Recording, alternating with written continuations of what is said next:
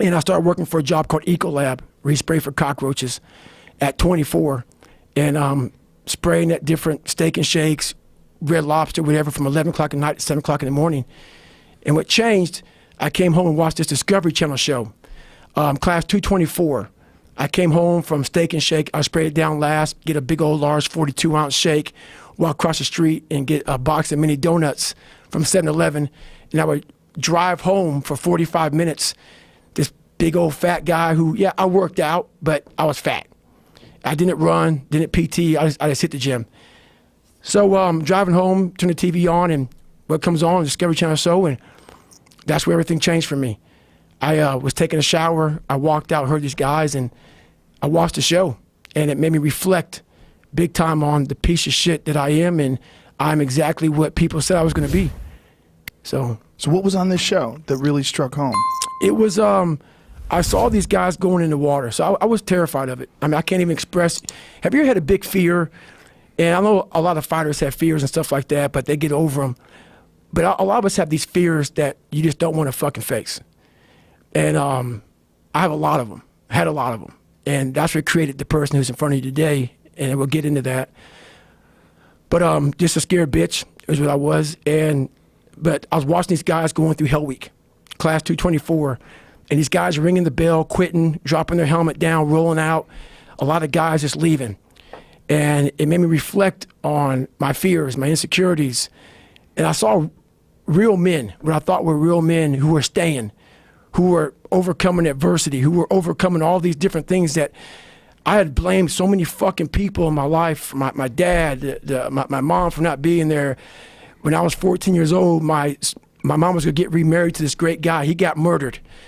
And then I moved back to that small town in Brazil, and everybody was to blame. My learning disability, my skin color, you know, me being everything. And so I sat there for a while, and I was like, man, I've got it. No one's gonna fucking come to help me. No one's gonna fucking come to help me. It's fucking me against me, period.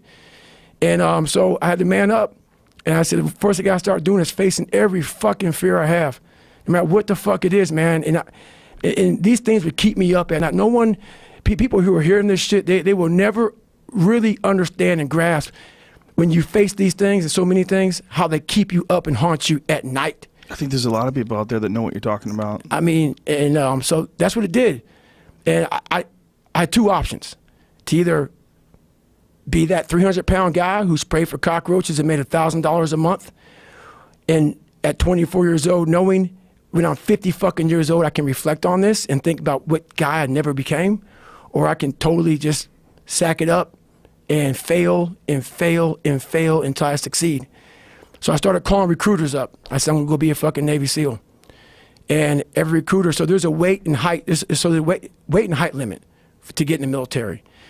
And I was 6'1" and 297. And I had prior service, which was a big deal. So I called all these recruiters up, and all of them said, hey, how tall are you, blah, blah, blah, blah. They got into conversations to see if I was even qualified. And by the time I got to my weight, phone would hang up pretty much, like, hey, you know what, call somebody else, you know, try to get in the reserves. So I tried to get in the reserves. And I called this guy named Steven Salgio, recruiter, up. And he said, hey, come on in. He saw me, put me through the weight standard, all this other stuff. And to get into the class I had to get into, I had to lose 106 pounds in less than 3 months. So I was like, fuck that, I can't do that. I grabbed my chocolate milkshake and went back to Ecolab. I'm going back to work, man. This is my life. So in this job, you're looking for cockroaches, looking for rodents and stuff like that. And this next morning, or this next night, I went to work, and I don't like cockroaches too much. I hit the mother load of cockroaches. And this restaurant got full of cockroaches and rodents and everything else. And I sat there and I said, this is my life. I said, this is my life. You are exactly who the fuck, this is it.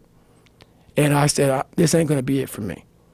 So in that restaurant, I quit my job, left my canister in that restaurant, my spray canister, got back in my Ecolab truck, and I went home. And I started working out like somebody, I became the most obsessed person on the planet Earth.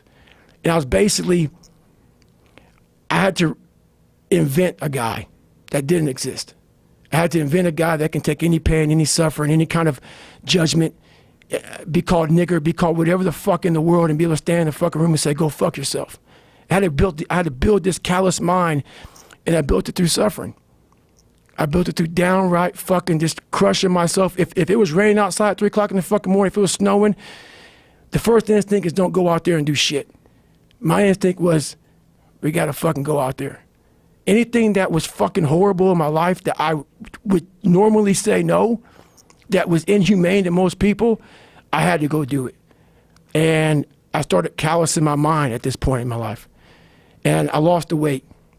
I lost the weight, and I went back to recruiter. I got into that class, and I went through 3 Navy SEAL Hell Weeks in 1 year. Only guy to ever be in 3 Hell Weeks in 1 year, to my knowledge. The first one I didn't make it through. The next 2 I did. And that I just didn't. I didn't stop anymore from there. And I started realizing through this process that the fucking mind is what you created. And I started opening different doors that I didn't think were even there, that I didn't think even existed.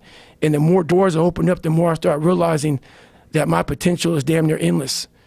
And it changed my whole mindset. So I went from David Goggins and I created Goggins.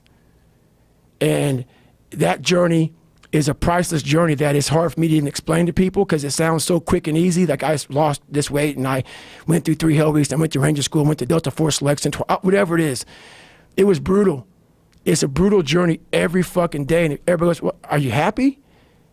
If anybody knows my life story, and I'll try to give you just a snippet of it, where I'm at today is in front of Joe Rogan telling you my life. To get through where I became, to get through where I'm at now, there's nothing but pride I have for myself that I can't really show people. Because I have this face that they see like, are you happy? What's wrong with you? I'm driven. I'm obsessed. And that's what you see. That's it.